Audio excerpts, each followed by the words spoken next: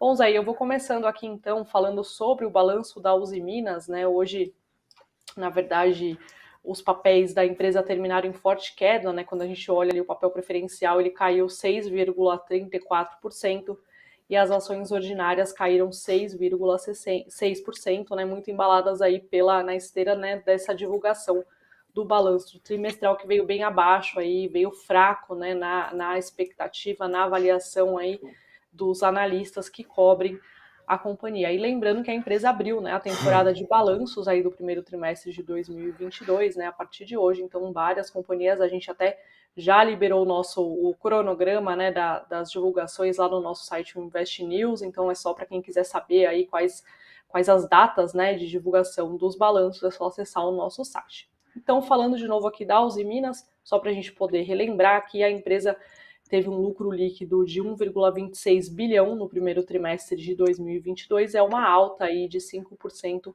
em relação ao mesmo período do ano passado. O número ficou em linha, né, com a expectativa aí do mercado, que era de 1,25 bilhão. A receita ficou em 7,85 bilhões, né, no trimestre, enquanto a projeção aí dos analistas era um número maior, né, o número aí projetado era de 7,95 bilhões de reais. E aí, se a gente for olhar, né, muitas casas divulgaram as suas análises em relação ao balanço da companhia. Se a gente for olhar, acho que um dos principais pontos aqui de atenção, né, é o EBITDA. O EBITDA da companhia é de 1,6 bilhão de reais. Ele ficou bem abaixo aí do esperado, né, pelas casas de investimento. Só para a gente poder entender aqui, por exemplo, em relação ao Goldman Sachs, o número ficou 14% abaixo. No caso da Ativa, que é outra Ativa Investimentos, que é outra empresa casa que cobre, né, a empresa, essa quantia aí de EBITDA ficou 28,3% abaixo do estimado. E no caso do BTG, o número ficou 7% aí inferior ao projetado.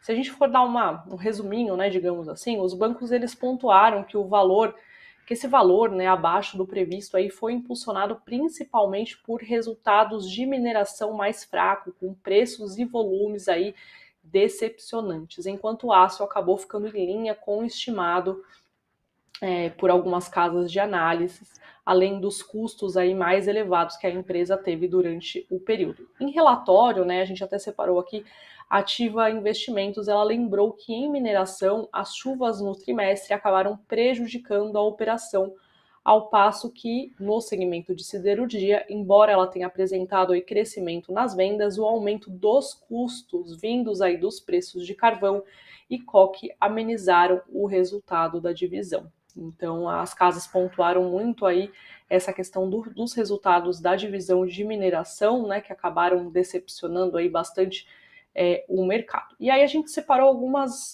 o que essas casas esperam aí para o futuro da empresa, né?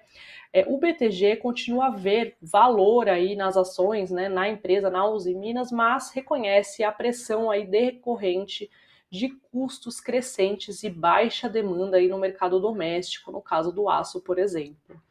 Já o Goldman Sachs disse esperar que o segundo trimestre seja marcado por maiores custos, né, de placas e carvão, mas também eles acreditam, né, os analistas do Goldman Sachs acreditam em preços aí muito mais fortes em relação aos contratos com os clientes.